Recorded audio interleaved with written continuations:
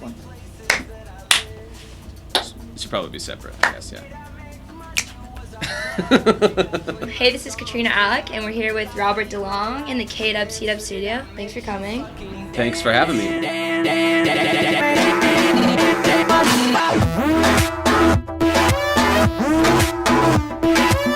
How's your travels to Walla Walla? Pretty great. I mean, we flew into Portland and drove here yesterday. So. Cool. Have you ever been here? I have been here, yeah. Okay. I grew up in the Seattle area, Right. so we made it out here every once in a while, and I used to play in some crappy bands that would tour through the Tri-Cities and whatnot, so yeah. One thing that I've always been really curious about is your DIY aesthetic on stage with like your Wii remotes and the Xbox remotes, and I was just curious, what's your background using electronics on stage, and how did you get there?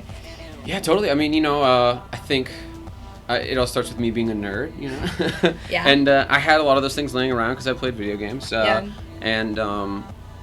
it was just like I'd seen that people had hacked it, so I did it myself to mess around with it. And then later, as I started performing this music, it was kind of the only thing I had that didn't cost a bunch of money. I wasn't willing to go spend a bunch of money. It was right after college. And I was still paying off loans, and so I was like, yeah, screw it. I'll use my my Wii remote, my Xbox controller, and my joystick or whatever. Yeah. And then of course when I played a show, everyone's like, that's so cool. I've never seen that before. So and then I thought about it and it was like it made sense, and I started doing it more, and here we are today. Cool. So what kind of programs are you working with on stage? Well, I used 3 different things. I used Logic.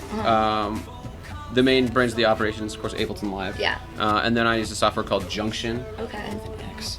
Oh, Junction, special. made by some people from the Netherlands, and that's what does all the conversion for the weird controllers like joysticks and the steering wheel and all that. So. Cool. And then another thing I've noticed is in the background all the computer graphics. Are you live editing those, and did you make those, or is that a preconceived? There's a lot of different things going on there. Mostly what it is about 75% of that has been made by my video guy, Mick McAdams, and he's really cool. And what I do is I send him information from my computer that will trigger things at certain times or react to certain things I'm doing. Yeah. And then he'll mix it in with live camera feeds that are all around the rig to kind of show more intimately what I'm doing. Cool. And yeah, I mean we're nerds and we love the whole the whole net wave, all that kind of weird stuff going on the internet. Yeah, so. no, very, very cool. Kind of a more fun question. What would be your ideal collaboration? My ideal collaboration? Yeah, and that could be with, because I feel like a lot of your performance is artistic. So that could be with a visual artist and a musician. It's up to you. Options are endless here. Totally. An artist I've been a huge fan of really since he released his first record was Flume. I would love to make music with Flume just because he makes such an interesting take on the whole electronic thing. But I like everything. I'm a huge fan of Brian Eno. I'd love to sit down with Brian Eno and make some really boring ambient music, and that would be such a great experience for me. And no one would listen to it, but that's great. That's an amazing answer.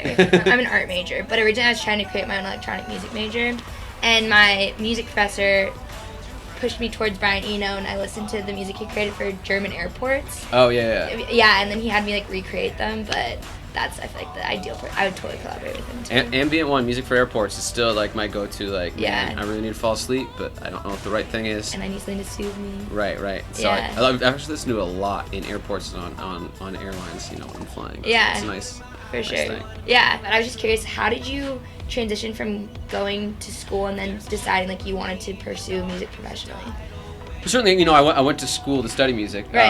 And studied drumming? I studied, I did an audio engineering degree, Okay. but it was really a general music degree with the emphasis, my performance emphasis was drumming, and then I did an audio engineering emphasis. But honestly, I graduated college and really just kind of messed around for about 2 or 3 years. Yeah. I taught drum lessons and recorded people and played in a million bands and, smoked a lot of pot. Tight. And Sounds about my life right now. And then it kind of slowly, a couple things started kind of gaining some traction, and my own music kind of started taking off, and here we are today, I guess. So, Very cool. I wouldn't say that there's any great trajectory. I think the only thing that I can say is that all I did after I graduated college was work on music and try to play shows. Okay. And I feel like that was huge for what I'm doing. I think that really helped me. But I think everyone's had a different trajectory, and it really helps to have a lot of people around you that are gonna help you along. Yeah. Unless you're the kind of person that helps people along.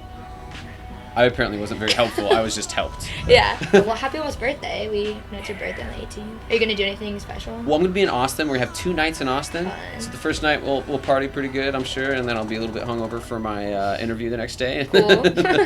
And then, you know, do the same thing again. But I'm 30 years old. Can you believe it? I can't. I didn't know how old you were, but I was going to say like 25. That's great. So yeah, I'm going to be just 25 years old for the second time. 21? First time drinking? Yeah, it'll be my first Really time exciting. drinking. Congratulations. I'm going to throw back some brews. Yeah. Some brewskis. Well, thank you so much for coming in, and we're really excited to see you perform tonight. Totally. Thanks for having me. Yeah. All right.